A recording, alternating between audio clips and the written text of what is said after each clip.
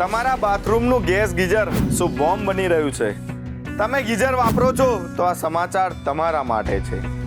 ગુજરાતના મોટા ભાગના ઘરમાં પાણી ગરમ કરવા માટે ગેસ ગીઝરનો ઉપયોગ કરવામાં આવે છે. પાલનપુરમાં 14 વર્ષની કિશોરીનું બાથરૂમમાં મૂકેલા ગીઝરના ગેસથી ગૂંગળામણ થતા મોતને ભેટી. બાથરૂમમાં નાહવા ગયેલી કિશોરી 15 મિનિટ સુધી બહાર ના આવી. માતાએ બાથરૂમનો દરવાજો ખખડાવ્યો, કોઈનો અવાજ ન આવ્યો. બારીમાંથી જોતા દીકરી નીચે પડેલી હાલતમાં દેખાઈ અને પરિવારે દરવાજો તોડ્યો.